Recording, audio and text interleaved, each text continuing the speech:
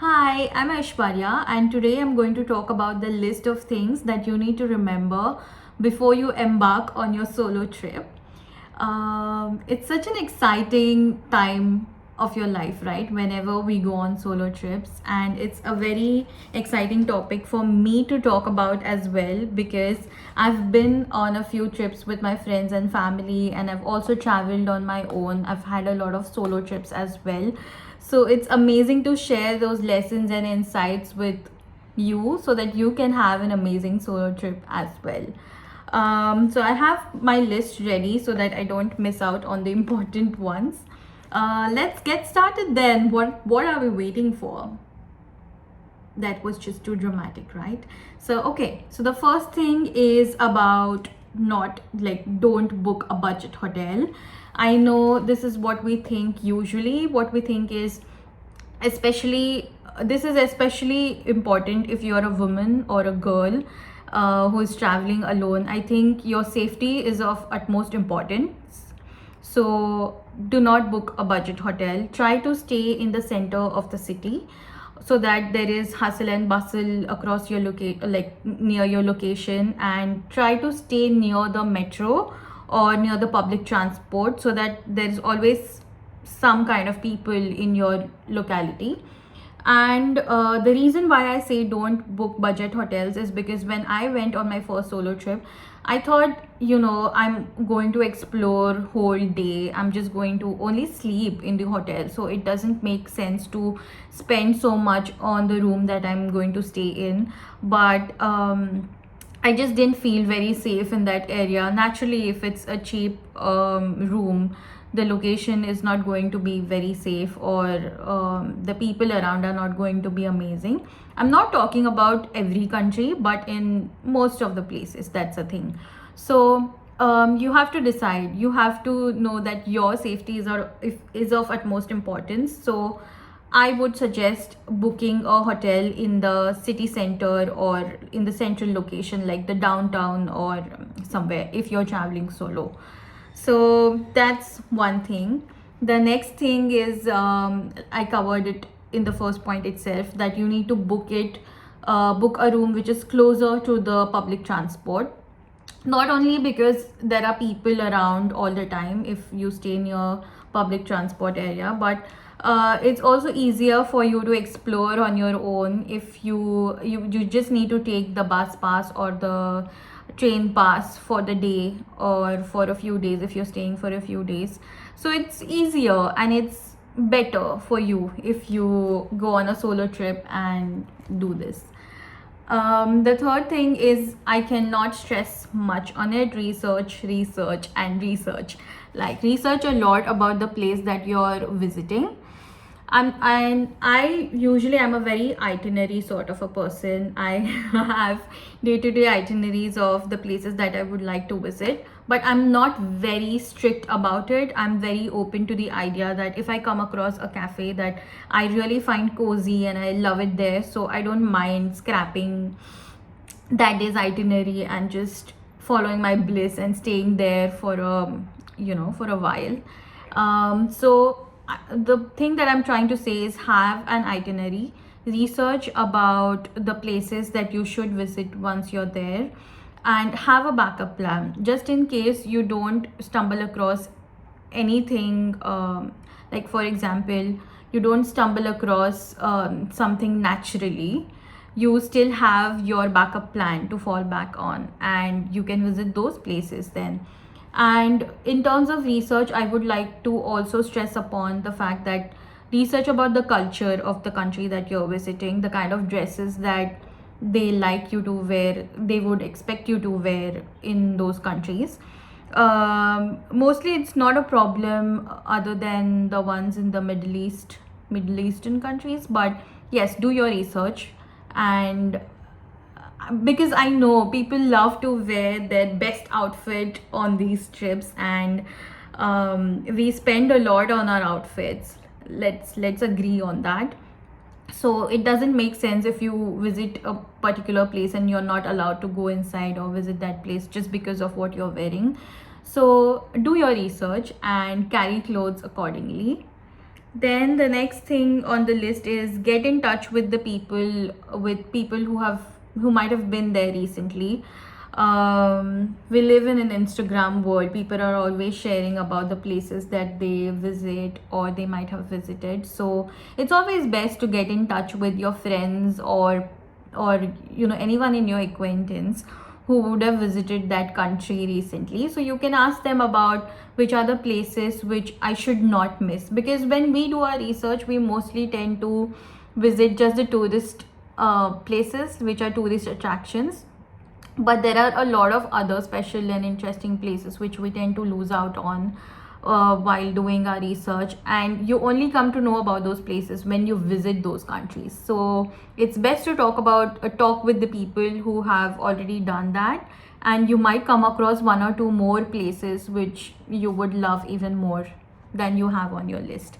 So that's one thing. And the next thing on your list is, yes, this is very important, look up some hacks about how to lock your room if you still have to go on a budget hotel. Look up some hacks on how to lock your room at night. So there are some hacks which involves like using your hanger from the cupboard and something with the hair tie, and I had done that on my first solo trip, but I just felt like it was not worth it, the constant thinking of whether someone will come, or the constant need to do that. But if you're brave and confident and you don't mind thinking about that part, then do it. Just, it's very important, look up for those hacks and just do it. For me personally, it was not worth the time, because on my second trip I ended up booking a good hotel for myself in the city center, because for me personally I just didn't feel that it was worth my attention to keep thinking about whether someone will open the door. And it doesn't happen, it doesn't usually happen, but we live in a strange world, so it's better to be safe, especially when you're on a solo trip. I don't like, I wouldn't do this if I was with my partner or with my family and friends, because obviously we'll book a good place if we are with friends and family, because our budget is then a bit higher. But when you're traveling solo, you need to be careful about these things. The next thing is balance the money. So yes, you might be thinking that if we spend too much on the hotels or the hotel rooms, we are going to end up spending a lot of money than we allocated the trip for. So I think you can balance it out with the food. If you're traveling solo, you're not going to eat that much food, and this was one of the lessons I learned from my first solo trip as well. I ordered dishes that were meant for two and I couldn't finish them, so I had to carry them with me to my hotel, and then I just didn't enjoy it, because I don't usually enjoy eating cold food, and I was in a country where there was no oven, so it was not a blast, but it was a learning experience which I'm sharing with you guys. So order things that are meant for only one person, like check with the server and check with them about what's best for just you. And yeah, you can save a lot on food because you're not going to eat as much. And the second thing that you can save a bit on are the souvenirs or the gifts that you get. You don't have to get a gift for everyone on your every travel. If that's your thing, go on, but it's just my personal opinion that I bring souvenirs or gifts only for my special ones, and I spend most of my time exploring the place and documenting it. So shopping and eating food is not where I spend a lot on, but I am very choosy about the food that I eat. So I like to eat what's best known in their culture. So don't deprive yourself of that, but keep a tab on the portion size. That's what I meant. The next one is yes, this was actually the first thing that I was supposed to tell you, which is when you land, get their local SIM card and contact your family and give them that number as soon as possible. Usually the airports give you a good deal with the SIM cards, But do your research. When you're researching, research about this as well, whether it's better if you take it from a vendor, or it's better if you take it at the airport, or should you just put on the international roaming thing. So check out what's the best option for you and then do it accordingly. But if you take a local sim, which I recommend, do share that number with your close friends and family as soon as possible. And then the most important thing, one of the most important things, is carry their currency in cash. These days we have a lot of cards which we can use with multiple currencies, so we tend to rely a lot on cards. But sometimes the cards don't work, or sometimes you don't have a machine, or sometimes you go to a place where they don't accept machines and they only accept cash. And usually these are those quaint, cozy places which are lesser known, so they don't accept cards mostly. So that's when your cash plays an important role. Carry their currency in cash. I don't say, and yes, the pro tip is, do not carry all your cash at once. Like, keep some in the room, keep some hidden in some other corner of your suitcase, keep something hidden in your wallet. So keep it in different places, so that if you lose even like some part of the cash, you still have the other part. So be smart about it. And yes, this is the most important one. I feel like all the points are so important. So the next one is carry a book.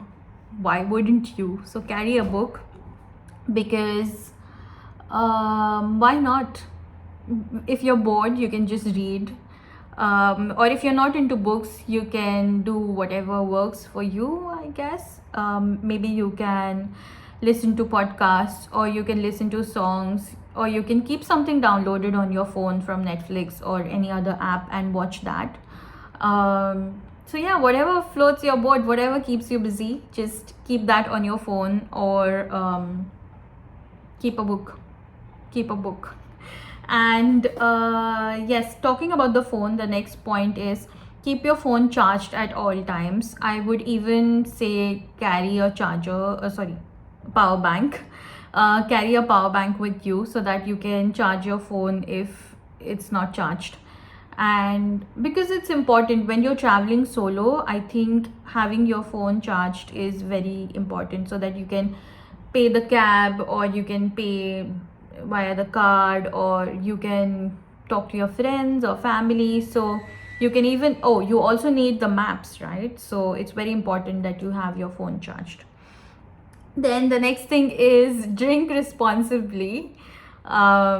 This is a lesson I learned from my first solo trip. I went to a country which was very famous with drinks.